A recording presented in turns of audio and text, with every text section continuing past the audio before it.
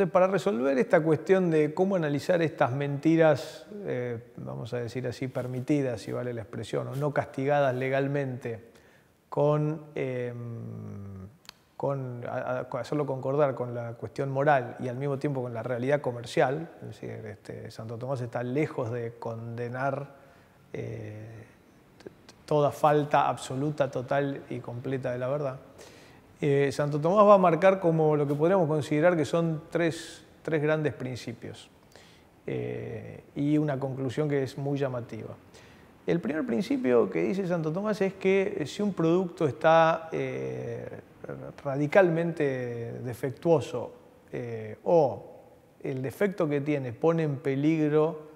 la vida o la salud del comprador, el vendedor está obligado a comunicar esto, más allá de que esto sea un daño evidente en el objeto. Es decir, más allá de que el producto esté presente al momento de la compraventa y que este daño incluso pueda ser fácilmente percibido por el comprador, el vendedor de todas maneras tendría que transmitirlo. Pero,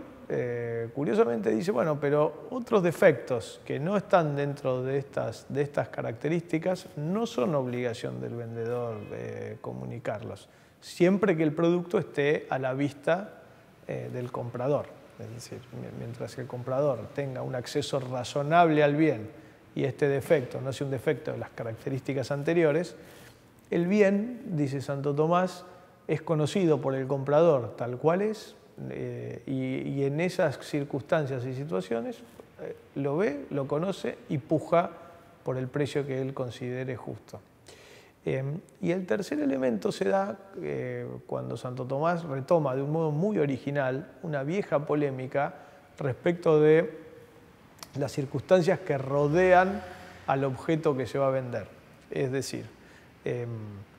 vamos a suponer que uno vende un caballo sabiendo que a partir del día siguiente los caballos van a ser menos útiles que los bueyes, pero el comprador no lo sabe.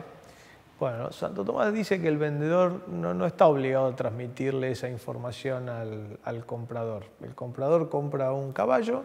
de acuerdo a su razonable buen entender. Este caballo no tiene por sí mismo ningún defecto y esa información respecto del futuro que tiene el vendedor no tiene por qué ser transmitida. Y le parece razonablemente justo que esto sea así. Tomando estos tres elementos, Santo Tomás concluye de una manera bastante original esta cuestión, porque termina diciendo que si un vendedor comunicara públicamente y sin ningún tipo de filtro previo o control previo todos los defectos que tiene en lo que él va a vender, desde los chiquititos hasta los más grandes, sacando por supuesto estos que son graves y que afectarían la vida, pero si uno comunicara todos los demás defectos, el resultado sería que probablemente terminaría vendiendo el producto por debajo del precio justo. Es decir, el regateo entre el comprador y el vendedor forzaría, de hecho, al vendedor a bajar el precio tanto que se saldría de esta latitud dentro de la cual los precios son justos. Esta conclusión es una conclusión muy empírica, es decir, muestra un profundo conocimiento de cómo se comerciaba. Es decir, lo que Santo Tomás parece decirnos acá es la realidad del comercio es que si vos alardeás demasiado de los defectos, el resultado termina siendo malo en términos económicos, porque el precio está por debajo del precio correcto, y en términos morales, porque sería por debajo del precio justo.